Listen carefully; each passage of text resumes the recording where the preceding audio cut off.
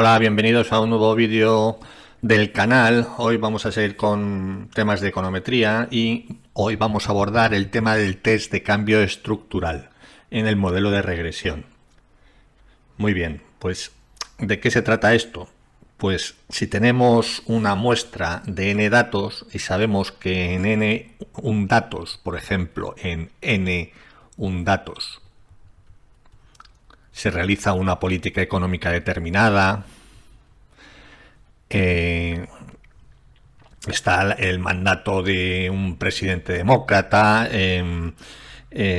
hay unos años de guerra, hay un acuerdo comercial internacional, un acuerdo comercial del país con el resto del mundo, etcétera. Y tenemos otros N2 datos de la muestra en donde eso no se produce. Cada uno de estos ejemplos no se produce, no se produce, es decir, estamos en una situación de paz, la política económica que se aplicaba antes ahora es distinta, o el acuerdo comercial ya ha sido eliminado, etcétera.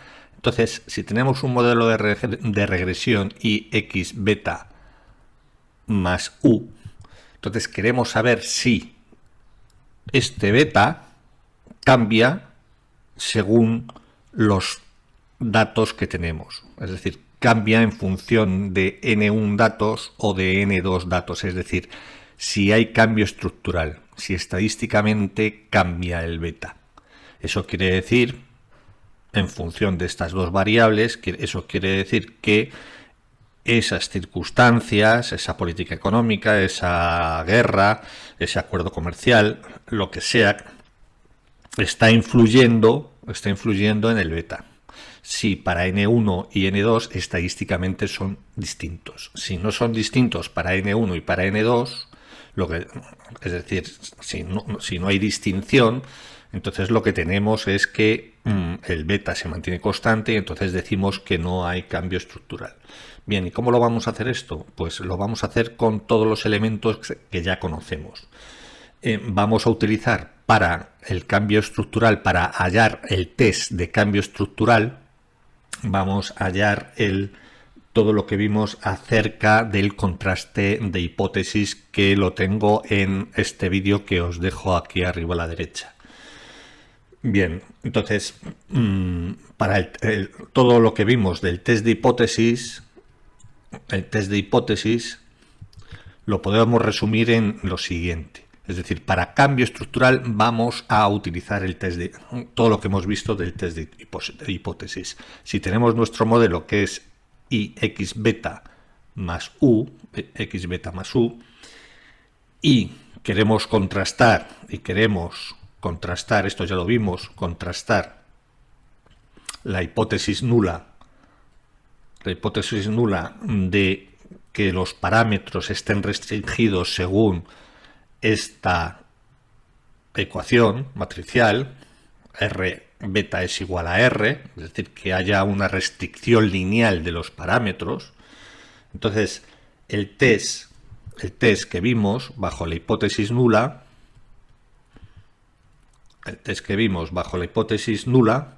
bajo hipótesis nula igual a R beta igual a R, es el siguiente. Lo voy a copiar deprisa.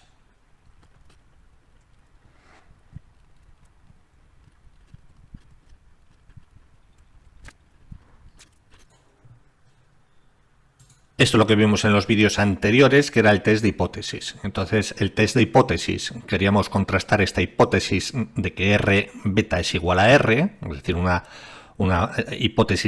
esta hipótesis que eran restricciones lineales sobre beta. Entonces, el test que vimos bajo la hipótesis nula, esa hipótesis nula es F, es nuestro estadístico, igual a RB, siendo B el parámetro estimado, el vector de parámetros estimado de nuestra regresión, menos R traspuesta por esta matriz a la menos 1, por esto dividido entre Q, siendo Q el número de filas de R, y dividido entre E traspuesta por E, dividido entre n menos k, siendo n el número de datos de la muestra y k el número de parámetros que teníamos, incluido el término independiente. Este e serían los residuos correspondientes del modelo de regresión. ¿De acuerdo? Entonces, ¿qué es lo que tenemos? Que si esto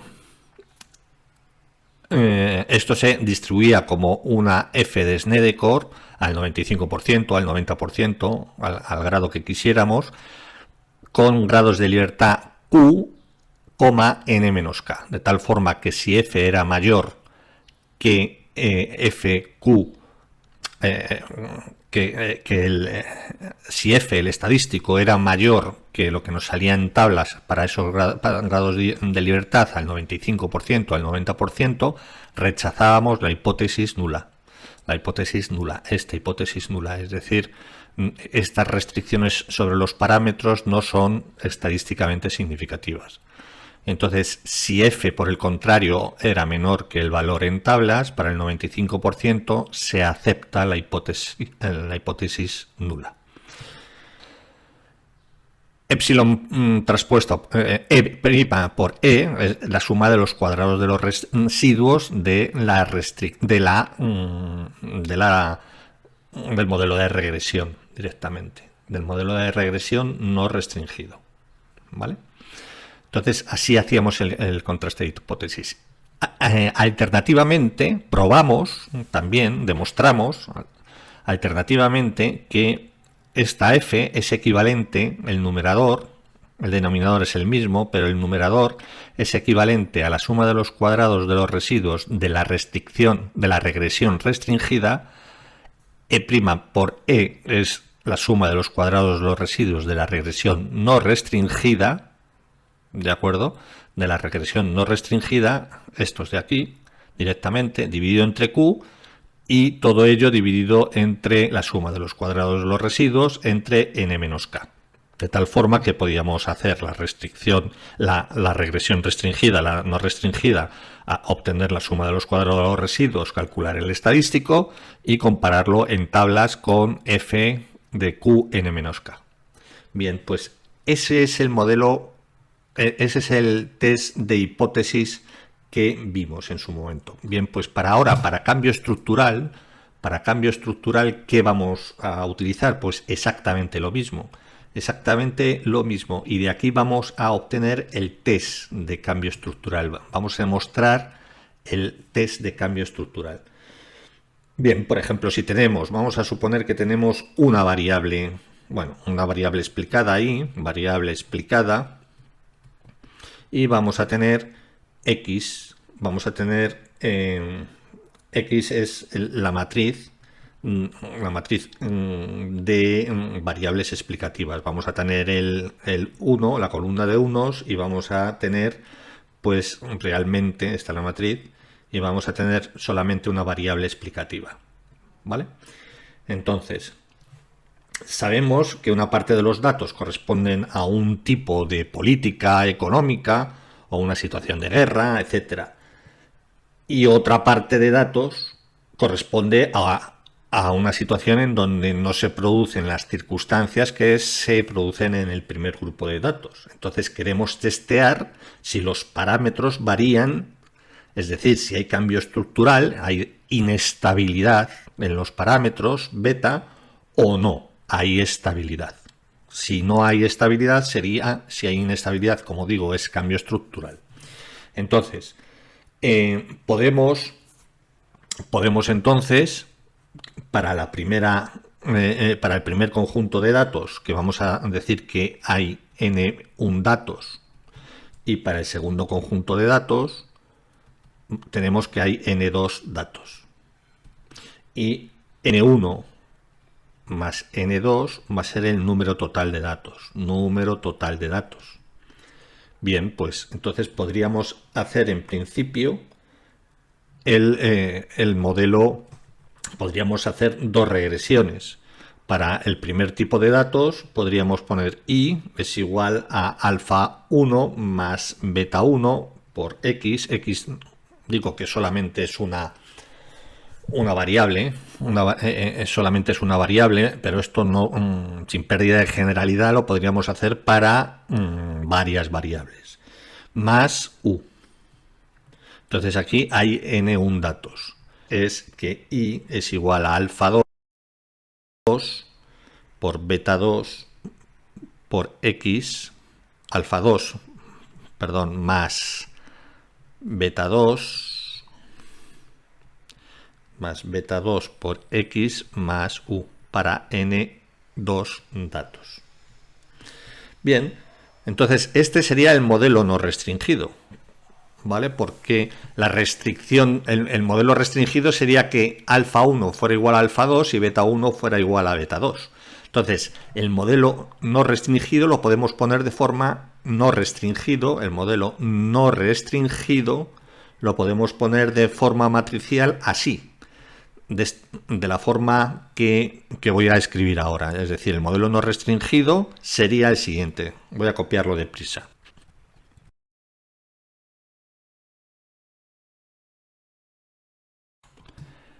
Esto que acabamos de escribir en forma matricial es el modelo no restringido. Como veis, de I1 a IN1 lo que tenemos es esta matriz, que sería la matriz de X, hasta N1 multiplicado por alfa 1 y beta 1 más, aquí es un más U1, U2, UN más 1. Y lo mismo para las observaciones de n más 1 a n más 2, a n2. ¿De acuerdo? Entonces aquí tenemos lo mismo. Es un sistema que no es simultáneo. Esta parte es independiente a la otra parte. Luego es un modelo no restringido. De aquí estimaríamos alfa 1, beta 1, alfa 2, beta 2 con los valores correspondientes. Entonces, este es el modelo no restringido. Por lo tanto, aquí lo que estamos siguiendo, como hemos dicho antes, es el modelo el proceso de test de hipótesis para el caso particular de cambio estructural. Entonces, este sería el modelo no restringido, que de forma compacta lo podemos poner como I es igual a I1, I1, I2,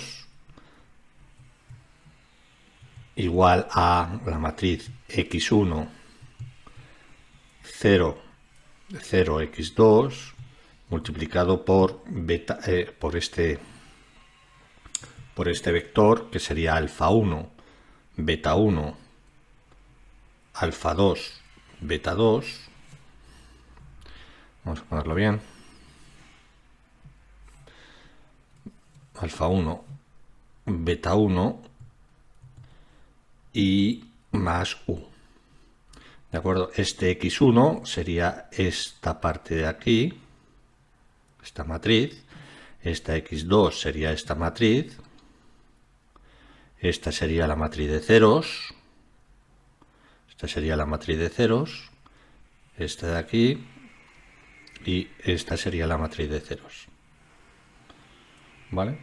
Y esto es alfa 1, beta 1. Entonces, que es el modelo I igual a x beta más u para todas las observaciones.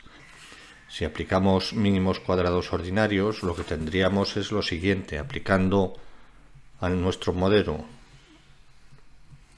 no restringido mínimos cuadrados ordinarios, lo que tendríamos es que B, el estimador B, que sería A1, B1, A2, B2, ¿vale? A1, B1, A2, B2, que serían las estimaciones de alfa 1, beta 1, alfa 2 y beta 2, no sería más que lo de siempre, x transpuesta por x a la menos 1 por x transpuesta y por y. ¿Y qué es x transpuesta por x a la menos 1? Pues sería multiplicar esto por x, transponer esto. La transpuesta de esto es la misma porque es simétrica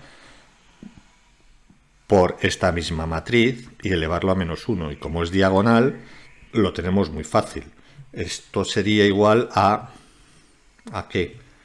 Pues a x1 traspuesta por x1 a la menos 1, esto es 0, 0, x traspuesta por de 2 por x2 a la menos 1, y luego tendríamos aquí por x traspuesta por y.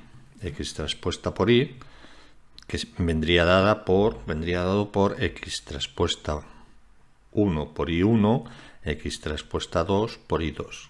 Entonces este sería el modelo no restringido, que si hacemos las operaciones, lo que nos queda es como si hiciéramos, como son independientes para cada grupo, no es un sistema simultáneo, lo que tendríamos realmente es que beta, multiplicando este por este, lo que tendríamos es que esto sería x traspuesta por 1 por x1 a la menos 1 por x traspuesta de 1 por y1. Y esto lo mismo, pero para x2. Por x2 traspuesta por y2. Entonces, ¿qué es lo que tenemos aquí? Pues en la práctica, ¿qué es lo que se hace? En la práctica se cogen las n1 observaciones y se aplican mínimos cuadrados ordinarios y tendríamos el beta 1. Y cogeríamos las n2 últimas observaciones, aplicaríamos mínimos cuadrados y obtendríamos b2. Es decir, es como si hubiéramos aplicado mínimos cuadrados ordinarios por separado para cada una de las submuestras. Bien, ahora vamos a aplicar el test de hipótesis para cuando la hipótesis nula es de no cambio estructural. Ahora vamos a aplicar el test de hipótesis. Aplicar test de hipótesis. Cuando la hipótesis nula va a ser que alfa 1, beta 1 sea igual a alfa 2, beta 2. Entonces, esta es la hipótesis de no cambio estructural, de estabilidad de los parámetros, porque aquí estamos viendo que para cada una de las muestras los parámetros se mantienen. Bien, ¿y cómo podemos poner la hipótesis nula de la forma R beta igual a R? Como lo veíamos en la teoría de... Bien, pues muy fácil. La hipótesis nula, en este caso, R, ¿qué sería? Pues R sería la matriz diagonal, la matriz identidad, la particionamos con menos 1, 0, 0, menos 1, que sería la matriz identidad negativa, y lo multiplicamos por el vector de parámetros. Alfa 1, beta 1, beta 1, alfa 2, beta 2. Y esto tiene que ser igual a 0. Esta sería la forma de poner esta restricción en términos de R beta igual a R, que sería una restricción lineal. Y esto tiene que ser igual a 0, 0. 0, 0. Entonces, ¿qué tenemos aquí? Pues alfa 1 menos beta 1, alfa 1 menos alfa 2 es igual a 0, que es esta de aquí. Y beta 1 menos beta 2 tiene que ser igual a 0, que es esta de aquí. Entonces ya tenemos nuestra hipótesis nula de no cambio estructural en R beta por R, que de forma R, por tanto, es esta, que es la matriz identidad menos la matriz identidad. Y R es igual al vector 0, 0. Podemos poner el modelo restringido ahora de qué de forma. Pues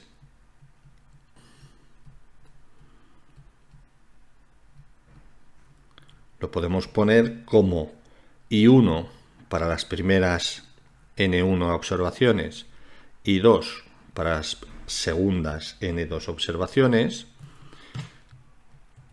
Va a ser igual a X1, que serían la matriz de unos y de X1 de las primeras N1 observaciones, X2 de las segundas N2 observaciones. Multiplicado ¿por qué? por alfa, beta, porque estamos suponiendo que alfa 1 es igual a alfa 2, pues si alfa 1 es igual a alfa 2, sobran subíndices y lo ponemos como beta. Como beta 1 es igual a beta 2, ponemos beta más U1, U2. Entonces, ¿qué tenemos aquí? El modelo restringido, ¿cuál sería? Pues sería el modelo para N1 más N2 observaciones, que es N observaciones. Es decir, tendríamos que hacer una regresión lineal para el total de las observaciones, que es el modelo restringido. Entonces, una vez que tenemos el modelo restringido y el modelo no restringido, lo que tenemos que hacer es, siguiendo, este es el modelo no restringido, una vez que tenemos ambos modelos, lo que tenemos que aplicar sería el test correspondiente de hipótesis para este caso particular. Y entonces el test de hipótesis que podemos aplicar es o bien este, da igual.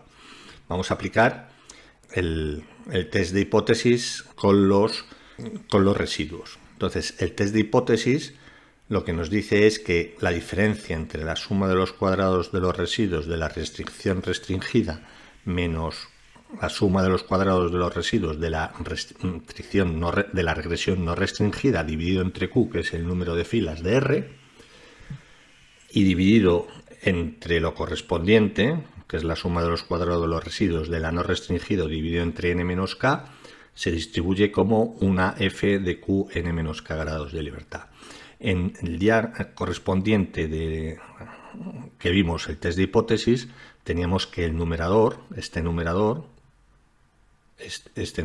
que es este producto de matrices, era equivalente a esto, era equivalente al numerador de aquí.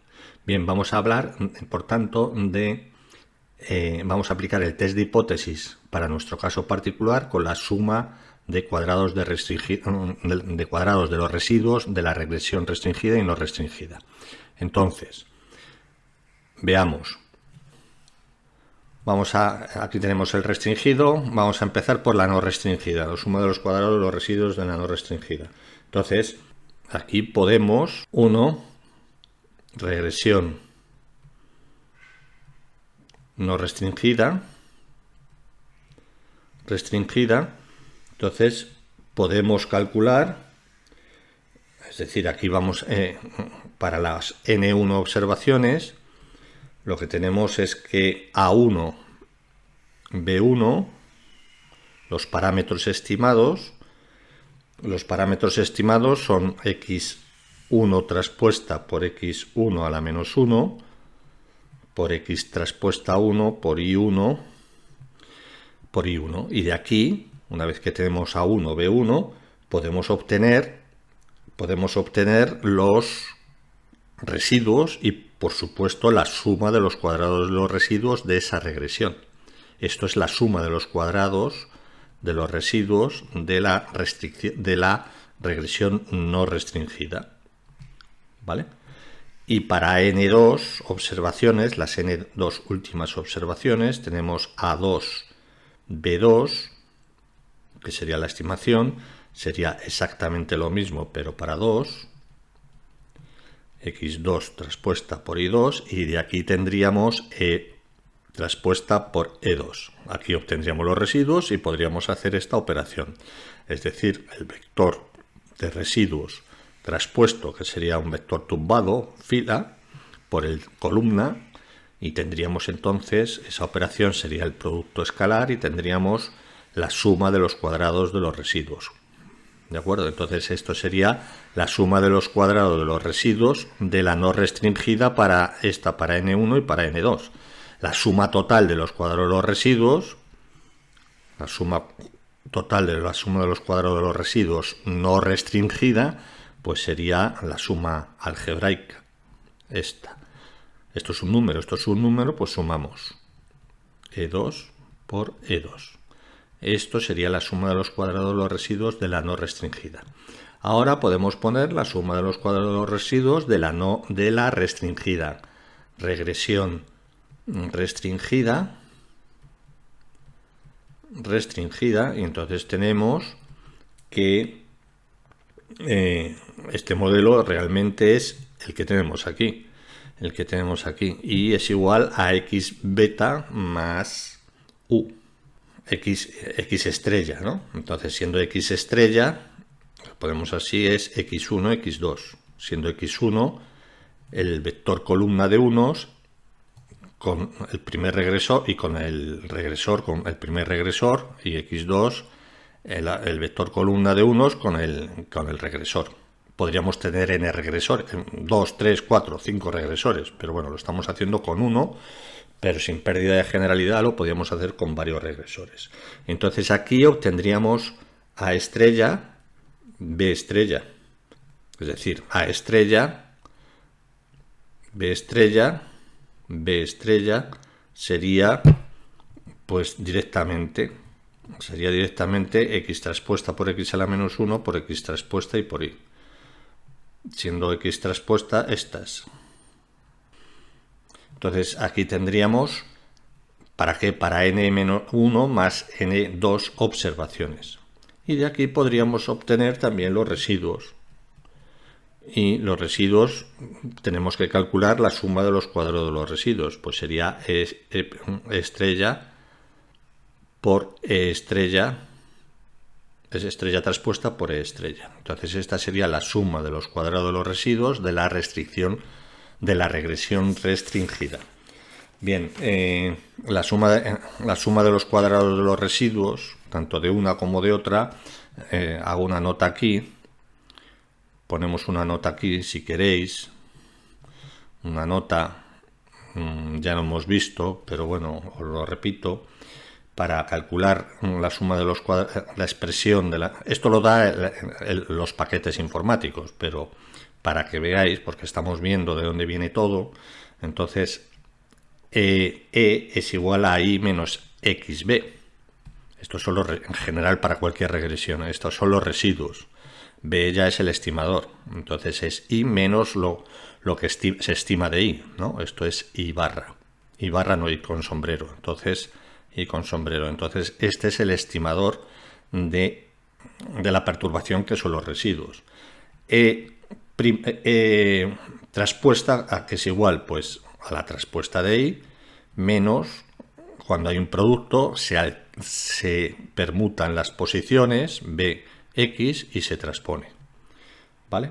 Entonces, si hacéis E traspuesta por E, es decir, I traspuesta menos B traspuesta por X traspuesta por I menos XB, si hacéis esta operación, lo que os da es I traspuesta por I menos B traspuesta por X traspuesta por I. Entonces, la suma de los cuadrados de los residuos lo podéis calcular de esta forma, ¿vale? Teórica. Pero ya el ordenador, el paquete informático, os da el valor correspondiente de la suma de los cuadrados de los residuos. Bien, pues entonces ya lo tenemos. Entonces vamos a aplicar el test de hipótesis. Sería, si tenemos el test de hipótesis, sería F, que es el estadístico, tendríamos que aplicar la suma de los cuadrados de los residuos de la regresión restringida, menos la suma de los cuadrados de los residuos de la regresión no restringida, dividido entre Q, siendo Q el número de filas que tiene R.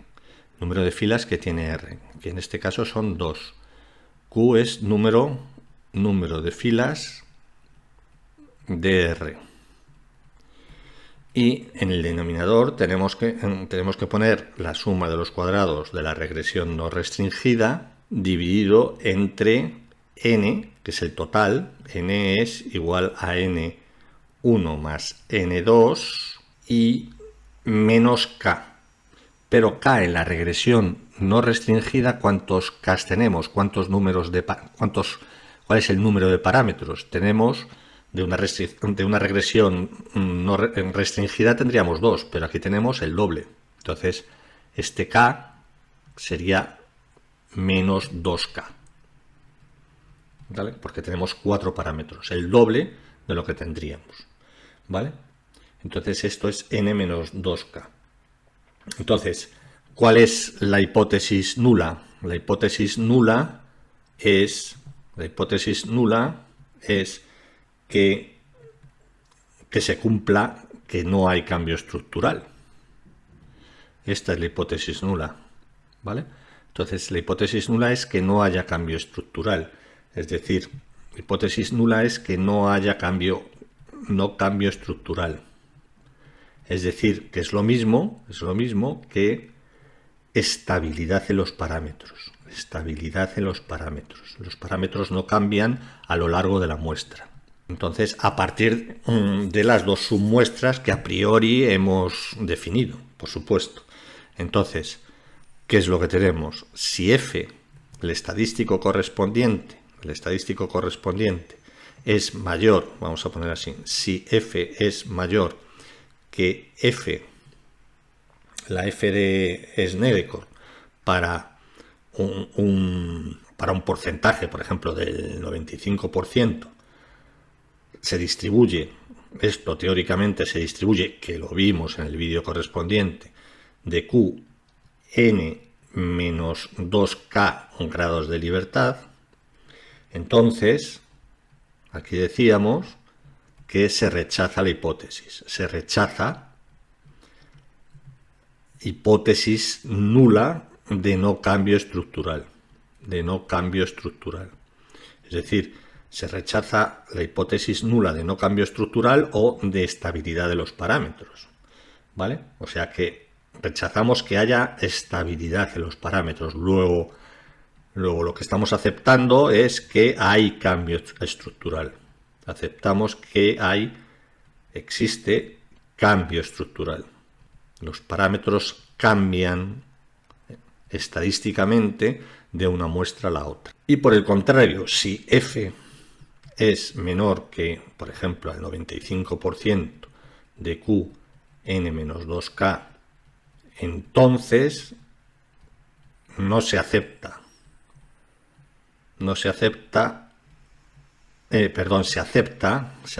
la hipótesis nula. Se acepta la hipótesis nula de no cambio estructural. Luego, ¿qué es lo que tenemos? Que aceptamos la hipótesis nula de no cambio estructural. Es decir, aceptamos la hipótesis nula de estabilidad en los parámetros. Es decir, los parámetros no cambian de una muestra a la otra. Bien, pues este es el test de estabilidad de parámetros o el test de cambio estructural. Esto lo podríamos llamar, por tanto, test de cambio estructural. En la práctica se hace como os he dicho. El resto que hemos visto, todo lo que hemos visto desde el principio, es, partiendo de lo que ya sabíamos, llegar a este test. En la práctica, como digo, lo que se hace la regresión restringida y la regresión no restringida para n1 datos y la regresión para n2 datos. Y se aplica el test de cambio estructural. Todos los paquetes informáticos ya traen el test de cambio estructural. Se podría haber hecho, igualmente, con, que lo podéis hacer como ejercicio, a través de esto. Y veréis que si hacéis toda esta multiplicación de matrices, como ya hicimos en su día, en un Excel, decimos, este numerador os va a dar la diferencia de suma de cuadrados de residuos. Os va a dar el numerador. ¿De acuerdo? Entonces, esto es el test de cambio estructural. ¿Qué relación tiene con lo que vimos en el vídeo anterior? En el vídeo anterior veíamos que a priori no, sino según los datos. Veíamos, en el vídeo anterior, veíamos que beta, si aquí tenemos beta y aquí el tiempo, el número de muestras, entonces veíamos que beta podía variar hasta que se estabilizaba.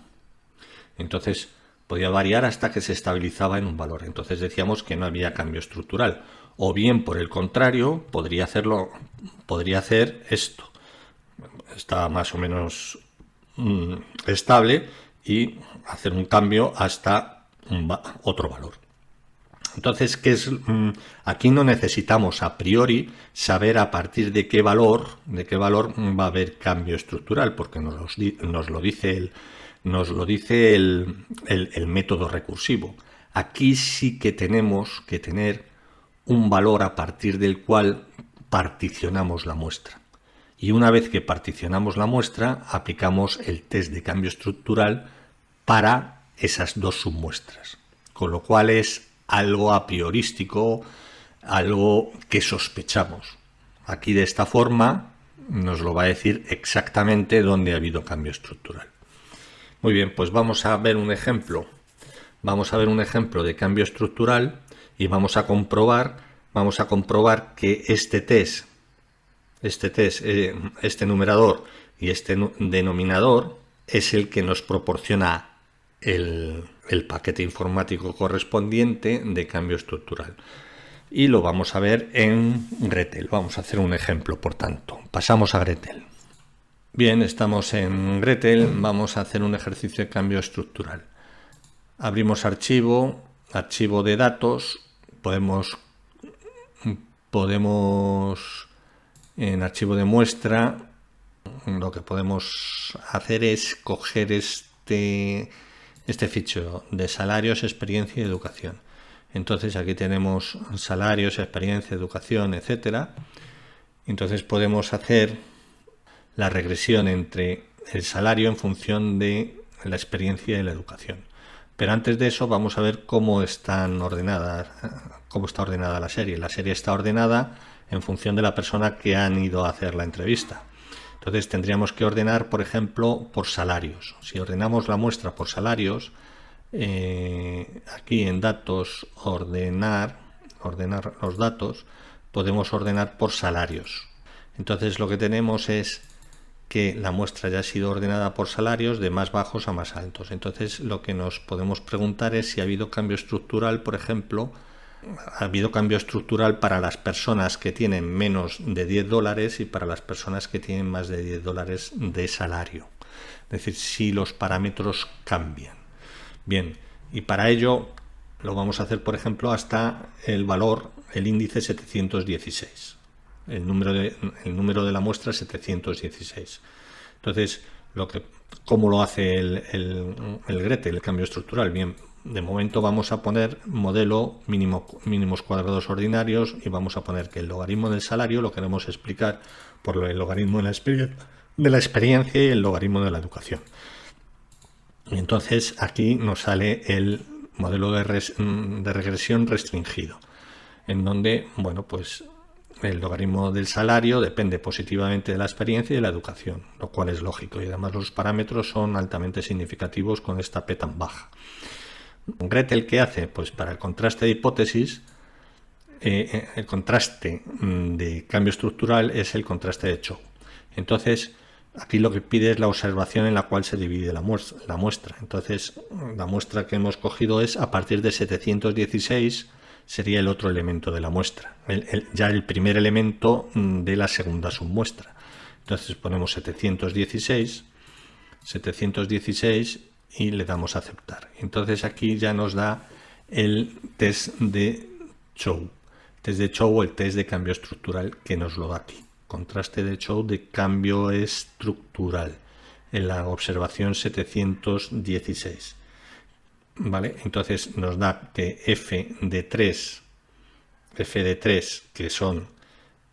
que es el número de parámetros 3, y 1466, que es el número de datos, menos 2 por 3, que son 6, ¿vale? Entonces que da 1466, tal como hemos visto. Entonces SF es 476 y SF es mucho mayor que el valor en tablas.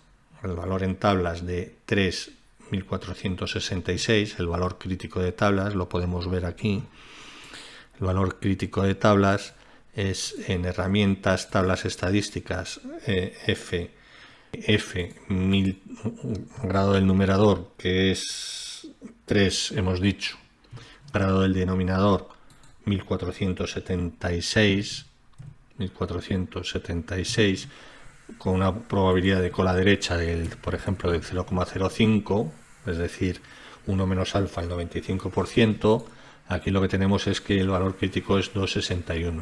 Por tanto, el estadístico es muy superior al valor crítico de tablas, por lo que se rechaza la hipótesis nula. Se rechaza la hipótesis nula. Aquí, a ver, lo tenemos en este.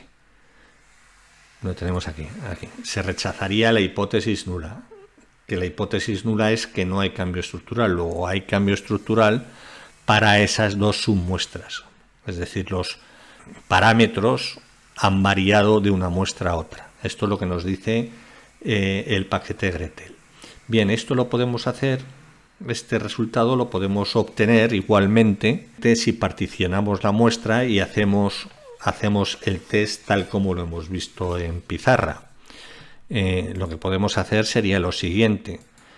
Podemos particionar la muestra, establecer el rango para la primera submuestra, que sería hasta 715, las primeras 715, y entonces establecemos ese rango. Entonces, a partir de ahí hallamos el modelo, mínimos cuadrados, logaritmo neperiano del salario en función de la experiencia y la educación, y lo que nos da es los parámetros 0,0 significativos. Fijaos que los parámetros nos dan 0,058 y 0,08, 88, y nos da que la suma de los cuadrados de los residuos es 28,1674. Bien, esto lo apuntamos, 28,1674, porque lo vamos a tener que introducir en nuestro test. Lo estamos haciendo a mano de alguna forma. Entonces, este sería la primera regresión, y luego la segunda regresión tendríamos que hacerla para la segunda submuestra, y la segunda submuestra establecemos el rango y sería de 716 hasta el final, que no sé cuánto, que son 1472, me parece. 1472. A ver si hay alguno más. 1472, no, ya está. Esta es la segunda submuestra, que lo podemos ver aquí, ¿vale? Está ordenado, y esto sería para la gente que cobra más de $10. Entonces, hacemos el modelo, mínimos cuadrados ordinarios, logaritmo neperiano del salario, constante, logaritmo neperiano de la experiencia, de la educación, le damos a aceptar, y lo que tendríamos es que los nuevos parámetros son 0,1771 y 0,3074, ¿vale? Que son sustancialmente más altos que los anteriores. Los anteriores estaban en el orden de centésimas y esto está en el orden de décimas. Y la suma de los cuadrados de los residuos es 35,4096. Entonces, ¿qué es lo que tenemos que hacer? Pues con estos datos lo que tenemos que hacer sería lo siguiente. Entonces aquí, por ejemplo, en Excel podemos hacer la operación y tenemos que la suma de los cuadrados de los residuos, según lo que hemos visto para cada una de las dos regresiones y la completa, vamos a comprobar que lo que nos da Excel es lo mismo que hemos visto en pizarra. La suma de los cuadrados de los residuos asterisco de la restringida es 125,5160. La suma de los cuadrados de los residuos de 1 de la primera muestra es 28,16774. La suma de los cuadrados de los residuos de la segunda submuestra es 35,40,996, y por tanto la suma de los cuadrados de los residuos no restringida sería la suma de las anteriores, de las dos anteriores, sería la suma de este más este, ¿no? Este más este. Entonces lo que tenemos es 63,57,7. Entonces nuestro f, q, tenemos como son tres parámetros, q es igual a 3. Q es igual a 3. Y tenemos que tendríamos n menos 3k. N menos 3k aquí, siendo k el número de parámetros de la regresión. Entonces aquí en la regresión tendríamos no restringida, tenemos 3 parámetros, esto sería n menos 2 por 3, es decir, 2 el número de parámetros por k. K es 3, k es 3, lo ponemos aquí. K es 3. En pizarra K era igual a 2 porque teníamos dos regresores. Aquí son 3, el término independiente y la experiencia y la educación. Entonces tendríamos que esto es igual a 1472 menos 6, que es 1466. Entonces, la suma de los cuadrados, el f que tenemos será la suma de los cuadrados, vamos a ponerlo primero, suma de los cuadrados de los residuos restringidos. Vamos a ponerlo así. Suma de los cuadrados de los residuos restringidos menos suma de los cuadrados de los residuos no restringidos dividido entre Q, y todo ello, vamos a ponerlo aquí debajo, y todo ello dividido entre suma de los cuadrados de los residuos no restringidos dividido entre n menos 2k. Sería hacer esa división, ¿vale? Entonces, pues lo hacemos. El numerador, ¿cuánto vale? El numerador vale suma de los cuadrados de los residuos restringidos, sería esto de aquí, menos la suma de los cuadrados de los residuos no restringidos, que sería esto de aquí. A ver, esto quedó mal. Tendríamos suma de los cuadrados de los residuos restringido menos la suma de los cuadrados de los residuos dividido entre Q, y Q vale 3, ¿vale? O sea que el numerador sería 20,64,61 y el denominador sería la suma de los cuadrados de los residuos no restringidos dividido entre n menos k, que es 1466, que es lo que tenemos aquí. Y entonces esto nos da 0,04. Entonces el cociente de ambos, el cociente que sería el f, el estadístico, nuestro estadístico f, es igual a esto dividido entre esto, que nos da 466,06602. Y esto es mucho mayor que el f de tablas, de 3 grados de libertad y 1466, que era en torno a 2, o 1 y pico. Luego es mucho mayor. Luego se rechaza la hipótesis nula. Y la hipótesis nula, ¿cuál era? Que no había cambio estructural. Entonces se rechaza que no hay cambio estructural. Luego hay cambio estructural. Es decir, se gana más por año de experiencia y año de educación cuanto más educación tengas y más años de experiencia tengas. Entonces hay cambio estructural. Y este 476,062 que hemos calculado con las 3 regresiones en el propio Gretel es lo que el Gretel nos da automáticamente, que es 476, aquí lo tenéis, 476,066. Luego, y el P, fijaos, el P es 0, porque es 6,4 por 10 elevado a menos 216. Luego hay cambio estructural. De hecho, los parámetros, como os decía antes, pasa de 0,058, 0,088 a 0,17, 0,30. Es decir, que la gente que tiene más educación y más experiencia gana más, por